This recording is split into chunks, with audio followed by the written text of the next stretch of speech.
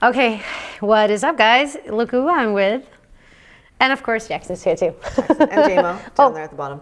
Can you see him? You got all the dogs today. Yeah. Okay, cool. Guys, today we are doing something that has been highly requested. We're doing a Q&A. So pay attention, rapid fire. Got all your questions here for today. Yeah. And as you know, her details will be in the description box. Yes. All right, here we go. Question number 1. This is my favorite question. We'll start with an easy one. Can you crush a watermelon with your thighs? I would not know the answer to that. Tapping out. Could you? I'm going to go with probably. Yeah. That was my first thought when I saw this question. Yeah, so I I guess. heard you're going to try it when you... Yeah, probably. Let's keep to probably. Yeah. All right, okay. So let's get to maybe a more serious question. What can I do every day to trim body fat? You can walk. Walking. It's such a good thing. Walking, stick to a caloric deficit, drink a lot of water, and sleep more than you think that you need to do.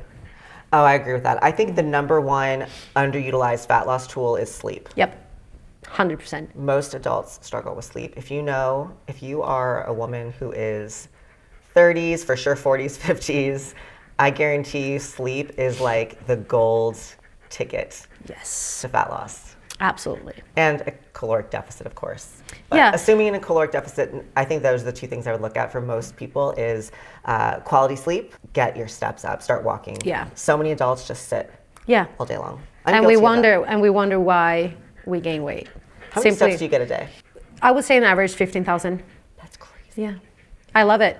I love movement. It's my meditation. It is my awakening pill. It's like how I get focused. So I do walk to the gym, don't you? I walk to the gym. I do my client calls, walking, setting an example, showing them like, hey, let's take a walk. So yeah, and I walk to the grocery store. I walk back, farmer's walk. Oh my gosh. So yeah, no, like I'm keeping active. That's why you have abs.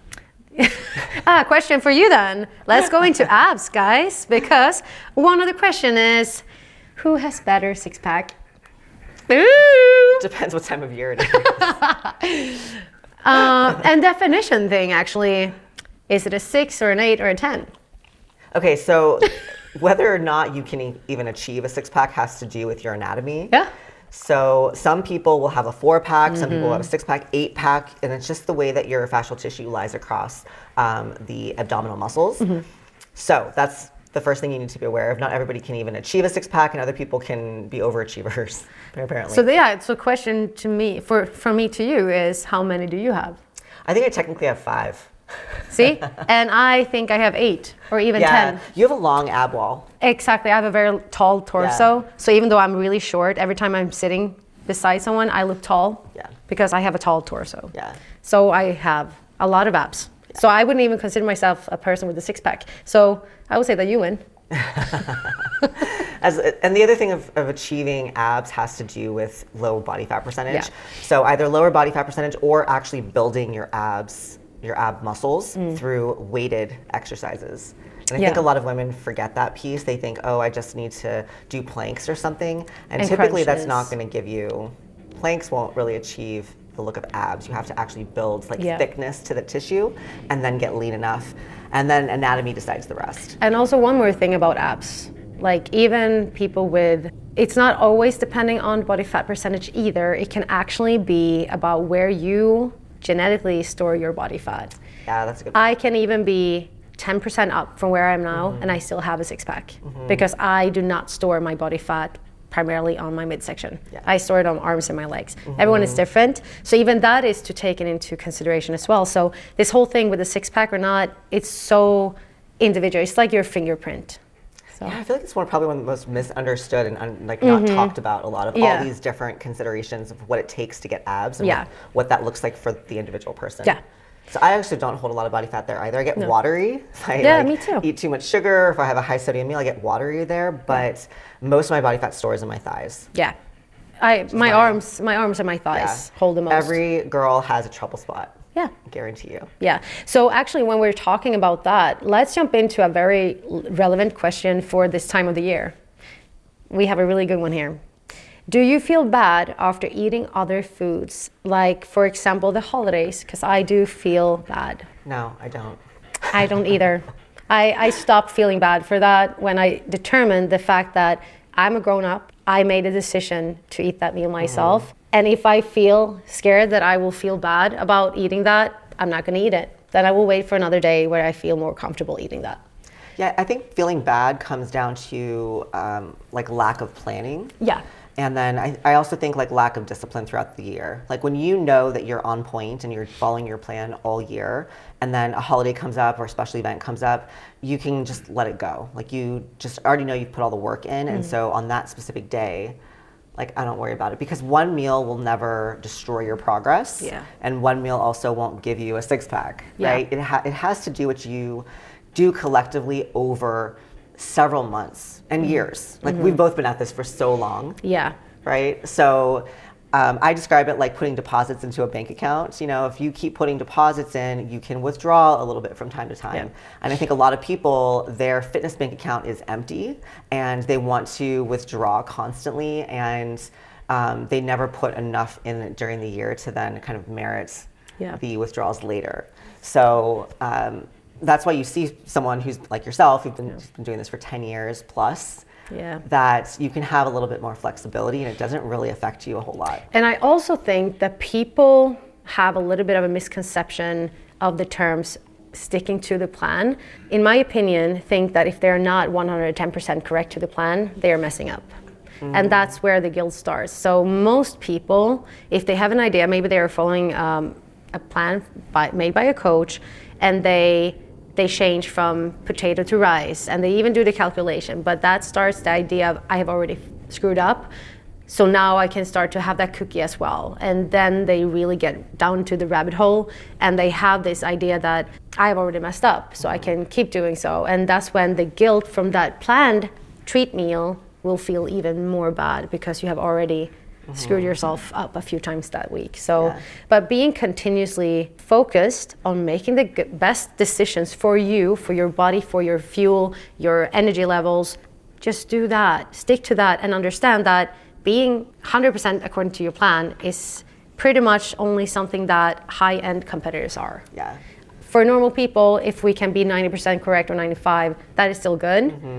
And that is what we mean, like it's like a bank deposit. Like you can withdraw a few things here and there. Yeah. Do you like men without abs? Yeah. Yeah.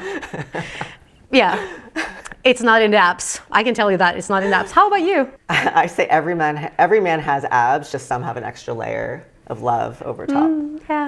Yeah. I would say, again, body fat percentage doesn't really make a person better or worse. It's all in the person itself. Yeah. It's all about personality. Yeah, definitely. Yep. How long did it take you to build your physique? Okay, so I started lifting when I was 13. I am now turning 35, but I intentionally did not form this physique until I was 18, 19. But I did like create my foundation when I was starting at the gym 13, 14. What made you start? We were renovating our house and I was helping my dad doing the heavy lifting, and I realized I was quite strong for being a 13-year-old girl. And then I had a neighbor, he's a trucker, so he had all those fun things like wheels, he had timber, and he had all like the fun stuff and a lot of stones, so I could be there playing around doing like strongman stuff because I was so interested in the strongman thing. I love that.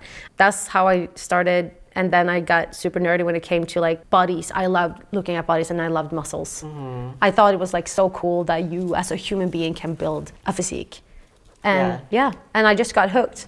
I still remember my first deadlift. Yeah. I think it's funny that you say that because I realized that at a young age, I appreciated like muscles and like a human body is more of an art form. Yeah. Like I was always an artsy like child. Oh, you were? Yeah. Me too. We have a lot in common.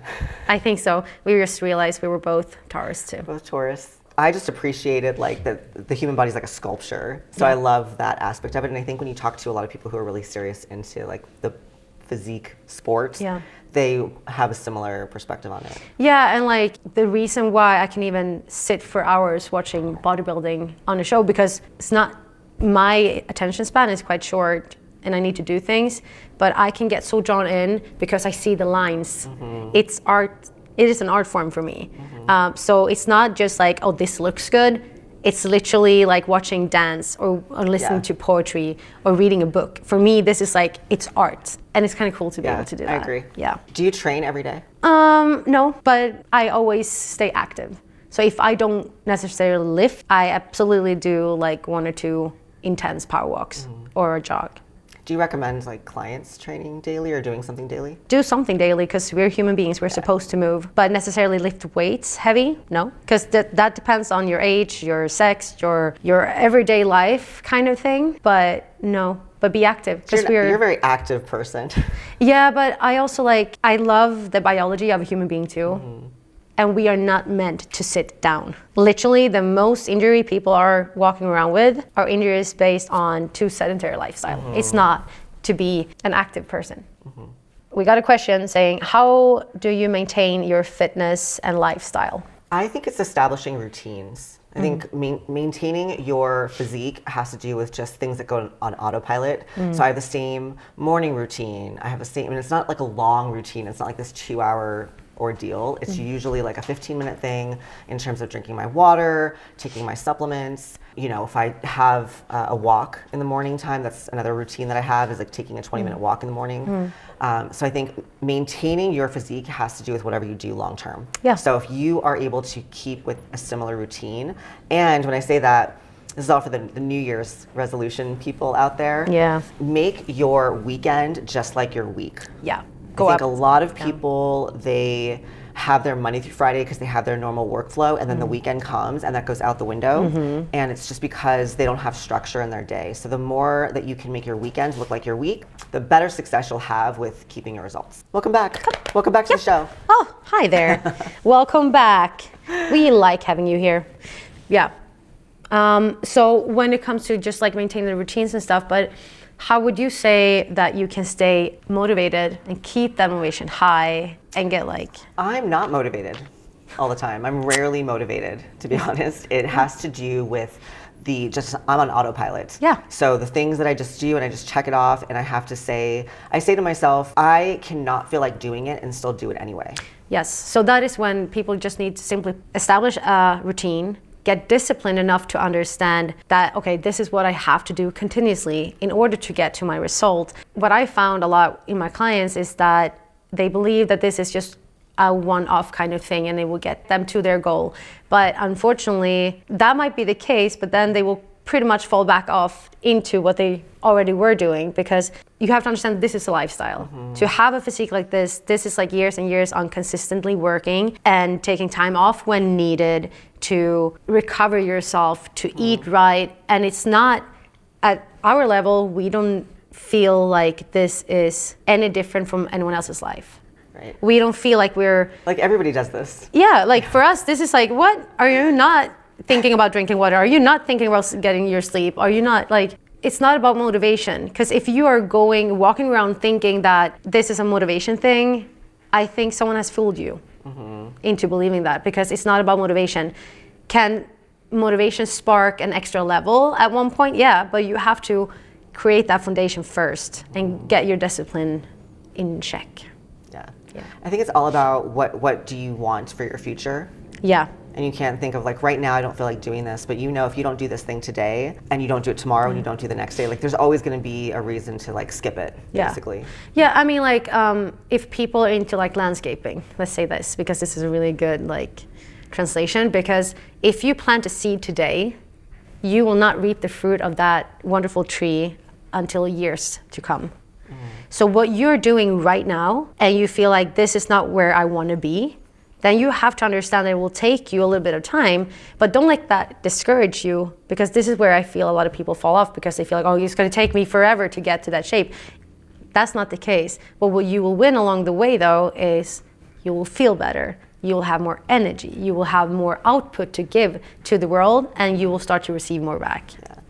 I think as a beginner, to look at it like you're curious and you're exploring the possibilities of what you can do, and less about I need to have this thing right now. It's more about what can I achieve, and just being genuinely curious about the process, and exploring what your body's able to do. I feel like that's kind of how I started. I don't think that's why I struggled so much in my earlier days, because I was just really curious. Yeah. Like I was so intrigued by the process and what I was capable of doing, and every single week starting to see like little changes or having these aha moments, and that's what made me want to keep going.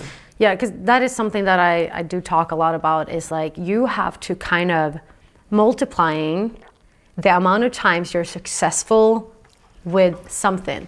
That is why when people come and they say, I want to gain 5 pounds of muscle, or I want to gain 15, or I want to lose 50 pounds, then I say, let's start by minimizing those goals.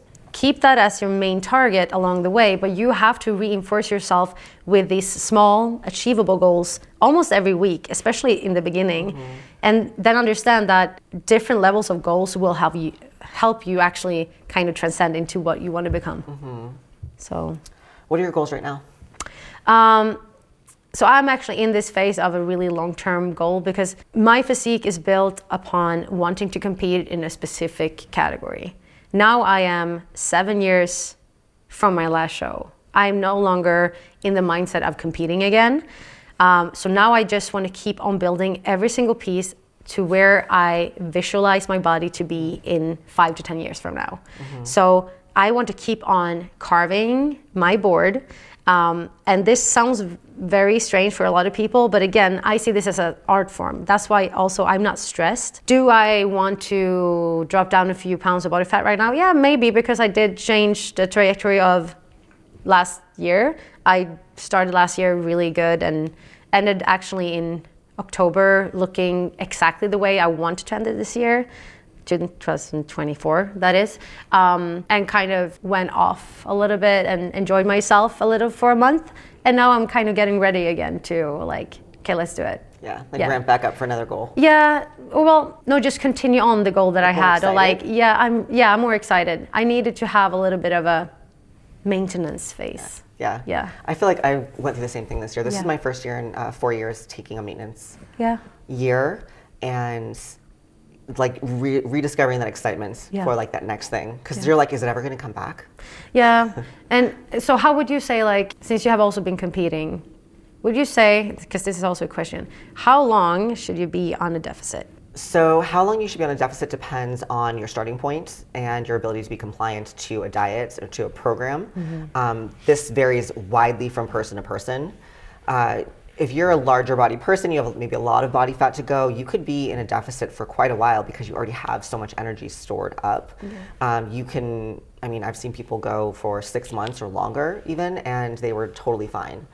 I think the average person can probably go for a solid 16 weeks. And I'm just throwing out like general numbers here because it really depends. When you are a competitor, that is a totally different game. Personal preference goes out the window. You do what you have to do because you're an athlete and you're doing what's required for a sport. When it's lifestyle, you need to be thinking about your lifestyle. You need to be thinking about your other responsibilities. You should anticipate that there's going to be things that come in that are stressful, that might mean you have a maintenance week during that process. You might have a vacation, you might get sick, injured, your child might be sick or injured, something like that, that makes it so you cannot be compliant. So, what I do with my clients is we'll look at, okay, what is the overall target? How many weeks? We'll calculate how many weeks they need to achieve that target. And then we set that as like a first milestone goal. And then we'll go from there. And knowing that, again, say it's a 16 week or 20 week or whatever that is, know that there will likely be a time during that process where you're not going to have the perfect week. Like I would say almost guaranteed you're going to have a week that is screwed up and not going to go as planned, and you just have to like chalk it up and move forward. Because I feel like most women, and also men actually, so most people, correct myself there, most people, they think that they always should be on a deficit, and my opinion is you should most often be on maintenance. Oh, absolutely. I felt like that when I started because I didn't have a plan. Because I didn't have a plan, I didn't know what I was doing, I always felt like, I think a lot of females feel this way, you always feel like you're chasing a diet. You're always chasing being in a deficit because, truth be told, I wasn't compliant. And I treated things like, oh, having this cookie, oh, that doesn't really matter. Or, oh, it's a Saturday, I'm going to go do whatever. And I was like not really tracking a whole lot consistently, or maybe 80% of the time or whatever. And so the progress wasn't happening, and I didn't have a method of tracking progress. So it always felt like I was in a deficit constantly. And now that I look back, I'm like, man, that was exhausting. Yeah. It was like so exhausting. On top of being exhausting, I wasn't getting the progress that I wanted. It's like, if you're going to be exhausted, you at least hope to have some progress. Yeah.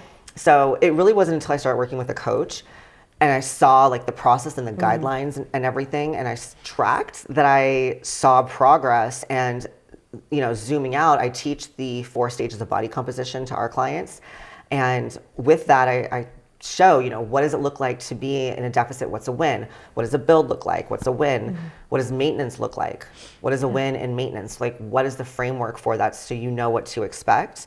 And it just sort of, it takes the mystery out of the whole thing. Yeah. I think a lot of women feel like this whole fat loss thing is this big mystery. Like, literally, we're talking about concepts in outer space. Yeah. Because it's just out there somewhere. And I'm like, no, there's actually a real math equation to this. You can calculate to the T, and I do this with our clients. You can calculate to the T how much fat loss they should have per week and literally hit the target on the day that you say you want to hit it. Yeah. Building's a little bit different, because building you can't guarantee, and that's for another conversation. Yeah. But specifically for fat loss, you can really pinpoint like these targets. But I also think that you can probably not be in a successful deficit if you haven't had a proper maintenance. Oh yeah. Because if you always think that you're in a deficit and nothing happens, then you're probably not on a deficit. Yeah. You're in like a miserable maintenance. Yes. Because to feel like you should be dieting, but you're not dieting, and you're not seeing change, I'm like, congratulations, you now know what maintenance looks like. Yeah.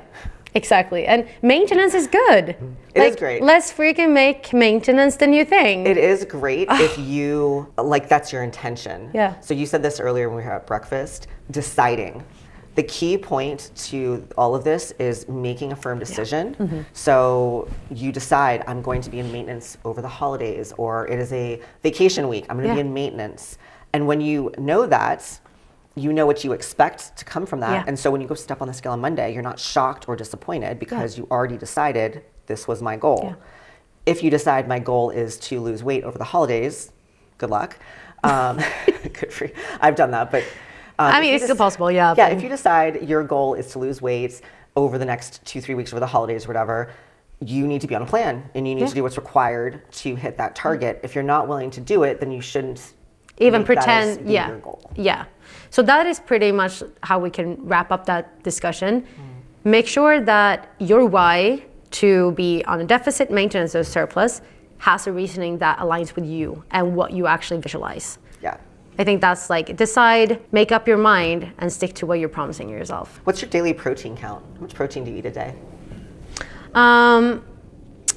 Depends on what I'm doing. Like right now, since I'm not tracking, I would say that I'm trying to aim as high as I can on the protein to get more satisfied. So like my meals are mainly based on protein. I would say that I'm somewhere in the range between 130 and 145 if I want to cut down. Okay. Yeah. How about you? My meal plan, when I'm on a meal plan, is usually about 160 to 170 grams per day, in that range. This month I haven't been really tracking, so but I do have very protein-focused meals. So I always prioritize protein, and like I said before, it's just like my habit is to have protein-focused meals. So I would say I probably still have 140 at least a day, just not even trying. Yeah, And because I it's don't not even hard. have protein shakes. Yeah. Like I don't do protein shakes or protein bars. It's all whole foods. Yeah. I mean, I do my Ninja Creamy ice cream, and that's 1 scoop of protein powder. But that's the only protein that I add on, really, too. Like, consistently. Do you still do a creamy every day? Yeah, except now I sold it. But yeah, creamy every day, even on the cuts. Talking about the Ninja, when you get a sweet tooth, what do you usually eat? My Ninja Creamy protein ice cream, every day. So when I have a sweet tooth, again, because I am so consistent year round, when I have a sweet tooth, I just have what I want. Yeah. So if it's a chocolate chip cookie, I have a chocolate chip cookie, and I don't go for a diet version of it, I just eat the thing. If I am trying to track macros and be in a caloric deficit, my go-to is a rice cake with a tablespoon of almond butter, and I put sugar-free chocolate chips on top. Smart. I can absolutely second that. So like on a daily basis, like regardless if it's avocado or not, I have rice cakes with the PB powder that I do very thick, so I can have like a layer on it. So that's like my dessert after every lunch. So that and then the creamy is my sweets. And since I have that religiously, I never really crave candy and stuff like that anymore. Do I want to have it occasionally? Absolutely. And if I really want it, I'm going to have it just like you. And that has been the greatest mind shift I've ever done. And that's kind of where I feel that I'm really starting to feel balanced. Yeah. Because I don't walk around feeling like I cannot have anything. Because when you place restrictions on yourself, you want it even more. And this is kind of my first time in my life that I feel like I can have whatever I want. No one is stealing away the food, and I am not hindered to eat anything due to a single specific reason. It's food. Have it, eat it, enjoy it, but just don't blame yourself. I think it's all about mindset. Yep. Is whey isolate better than egg whites for building muscle? Since whey is faster absorbing. That's a myth that needs to die in the 90s, I think. So, you know, I want to say probably the early 2000s when a lot of these supplement companies were really growing, the marketing around it was like, why would you have whey? Well, we have a whey protein, we have a casein protein. Well, you need both, right? So the idea that they were pushing out to the public was like whey is fast absorbing, so you should have it right after you work out. And then the casein protein is a slower absorbing because there's a little bit more carbs and fats in it. Yeah. So you need that one before bed. And so this marketing, that story sort of went around. Yeah, it's still. And what does that do? It makes you buy 2 products from the company, right? Of course. Does that help you build muscle? Absolutely not. Which is it's a really interesting question because I actually know the person asked this, and she's like mid 50s and has been in the fitness space for a while. So it's like, gosh, those myths just like linger for years. Yeah. So whey is a quick absorbing protein. However, what really matters for muscle building is number one, that you're eating enough food, so at least slightly above maintenance in order to have a caloric surplus to gain muscle tissue, that you're training progressively, so the training aspect has to be there, and that you're consuming overall adequate amount of protein for the day. Like these little nuanced things, I feel like, are what get people to buy products. Yeah, but I'm also kind of shocked that it comes down, because I mean, this conversation is most often what I've heard around like athletes and people that's really kind of picky of what they're eating. But what's the question between egg whites? Or whey isolate. So I consider whey isolate is also still food. People look at that as a supplement. At the same time, it's derived from food. So it is food. Yeah. It's not like a fake product or something. Egg whites or whey isolate, really what it comes down to is nutrient timing. If you want to like that 5 or 10% to optimize, you want to make sure that you have a good high protein, decent amount of carbohydrate meal post workout. Yeah. To help with that recovery process and give your body the nutrients it needs. But overall for the day, having enough food and protein will still do the best result for that. Right. But yeah, it's such an interesting question. We could probably do an entire Q&A on myths. Yeah. Because that is one of those things, like I said, I think, first of all, I don't even consume whey isolate myself. I just said that, like, I don't even really do protein shakes anymore. I prefer whole foods. So protein is protein at the end of the day. I do believe that, well, this isn't my opinion, actually, this is science. Animal protein sources are superior to for muscle building. There's a marginal impact. And then also there is actually no research on this. This is just probably a bodybuilding thing that I've just seen over the years. When you have animal protein, you'll see people, especially if they have red meat, have denser muscle tissue. Yeah. Far better than having like the trace amount of protein that is in like your oatmeal.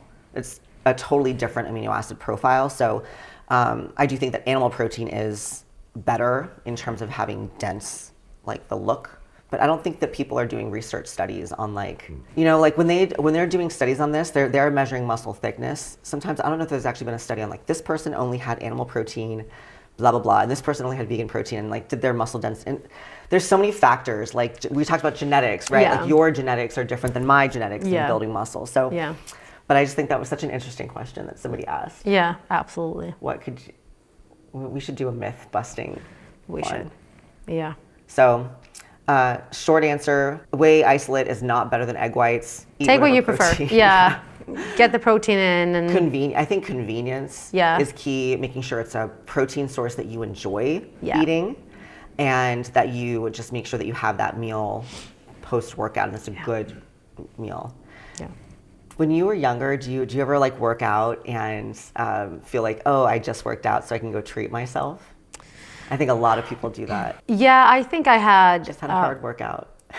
Yeah, I think I had moments in my experience of fitness and bodybuilding that I was like, okay, now I have been eating, now I had a really good workout, so now I can go and eat.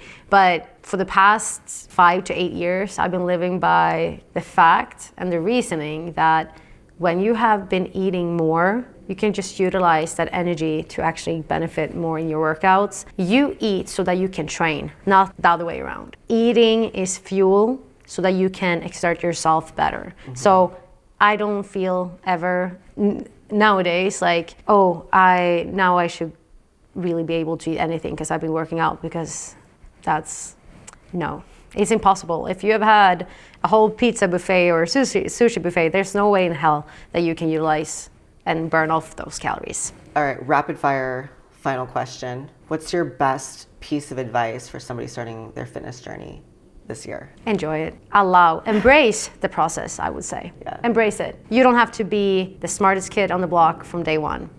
We are still learning, and we have been in this industry over decades. So you will keep on learning. So keep learning. That's what I would say. Keep learning and listen to your body. That's a good one. Yeah. I think it's a huge mistake that people make. We should do a myth and mistakes. Yeah, we should. No, that's the greatest mistake people make. I think the biggest advice I would give somebody starting in 2025 would be, don't feel like you need to know it all. Yeah. And do it yourself. I hear so many women say, oh, I feel like I should have been able to do this myself. I feel like I know what to do, or I should know what to do. And there's no badge of honor for doing it yourself. Yeah. There really isn't. I think the shortcut to your goal is getting knowledge and experience from somebody who has knowledge and experience, and piggybacking off that. You will, I don't know about you and if you ever hired a coach in your day, but I achieved the best results from working with a coach for 5 months than I did for 5 years on my own. Yeah, and I think that is also because you get a high. Are you tired? You get accountability from having someone, and you will be more open-minded to actually learn and be able to present and feel, as I said, accountable to actually the whole process. And to be new at things is okay. You're actually way cooler than people that don't even dare to try something new. So dare to try things out and don't bash yourself for being new. I mean, if I was going to play chess, I don't know how to even play chess, but if I did, I would probably suck at it for the first couple of years. Yeah. So you cannot expect yourself to be good at something that you have never tried before. So lower the bar and just go at it. Simply as that. Be a student of the process. Yeah. And learn. Yeah. Be curious. Curious. Yeah, curiosity is good. Yeah. That wraps it up, right? I think that wraps up. That's all my questions for today. Yeah, and I am. We're good. Yeah. Thank you guys so much for your questions. If you had any valuable takeaways from this video, comment below. Let us know what your biggest takeaway was. Yeah. And of course, if you have any video requests that you would like us to do for next time, we are already planning our next video here shortly for 2025. Absolutely. Let us know what you want us to see. If it's a training video, nutrition, we could do cooking. Yes, that would be so much fun. So let us know what you want to see. Yes, and also let us know if we should do that myth busting video. Ooh, I like that one. Yeah. I think we should do it anyway. Yeah. Okay, guys. Bye, guys. Bye.